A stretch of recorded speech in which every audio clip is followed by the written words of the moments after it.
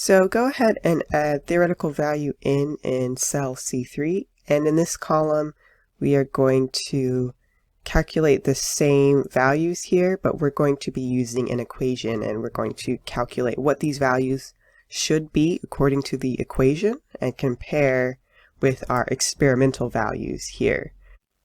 In cell C4 we are going to type in 240. So we're doing the same thing that we did with our experimental values, and we're starting out with 240 nuclei. The next thing we need to do is calculate our decay constant.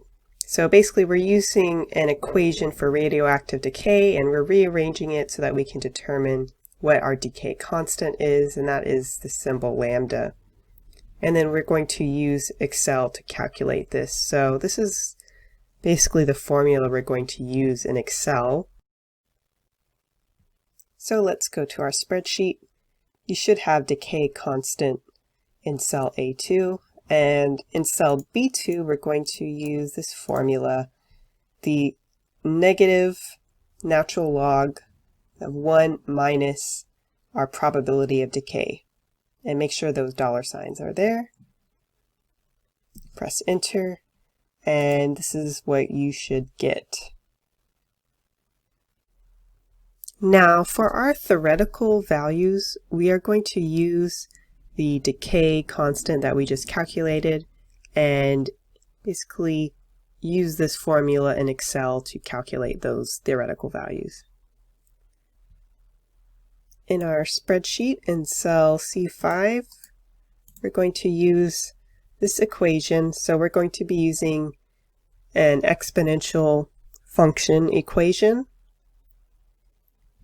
Press enter and then double click, and now you should have theoretical values calculated.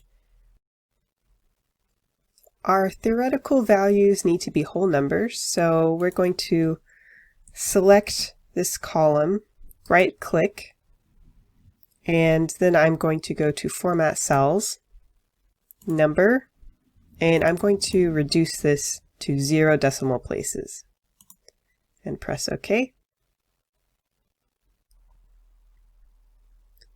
Now we are going to add the theoretical values to our graph. So I'm going to go to Chart Tool, select Data, Add. For our Series X values, I'm going to select all of the values for time. So I'll press Control Shift down arrow to select this column. For Series Y values, we want to use the theoretical values we calculated. So Control Shift down. And our graph should have the theoretical values listed as well. So we can press F9 and just see how our experimental data compares. You'll notice that the theoretical values in orange do not change because these are calculated based off of the decay equation, but our experimental values were pretty close. Now the next thing I'm going to do is add this section in cell A107. So these two tables are going to represent carbon dating with carbon 14 and potassium 40 dating. So if we have a specimen and we're seeing how much material is remaining, so if we have 100% of the material, that is our percent total nuclei. We're going to be able to calculate the age of a specimen using the half-life of the isotope and the quantity that's remaining. So for carbon, Carbon-14 has a half-life of 5,730 years, so I'm going to input that there. Potassium-40 has a much larger half-life, and I want to format this cell to include separators just so things are a bit easier to see, and I'm also going to make that have 0 decimal places. So now this is ready for some values to be used. For carbon-14 dating and potassium-40 dating, we're going to use this formula for the decay constant, the negative natural log of 2. I'm going to use that for both. Now for carbon-14, say we have 25% of the material remaining. Can we calculate how old the specimen is? So this is the formula that we're basically going to be using.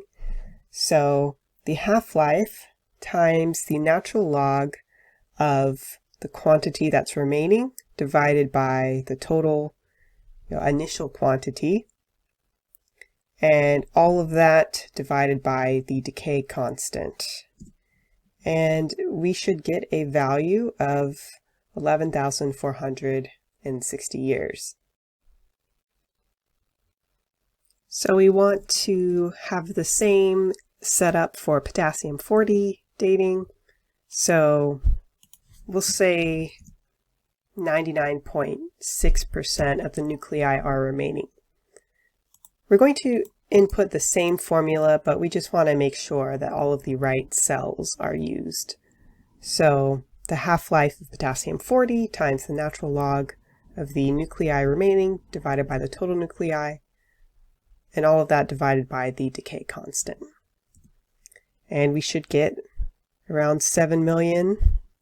So I have these cells formatted so commas are used to separate the numbers, and these are rounded to a whole number as well. So I would recommend doing the same. And once again, you can right-click the cell, click Format Cells, go to Number, check Use the 1000 separator, and set the values to 0 decimal places. And that's it. So you can easily input values into your tables here, and that will make things easy for you to calculate. And that is everything that you will be doing for this Excel portion of your lab.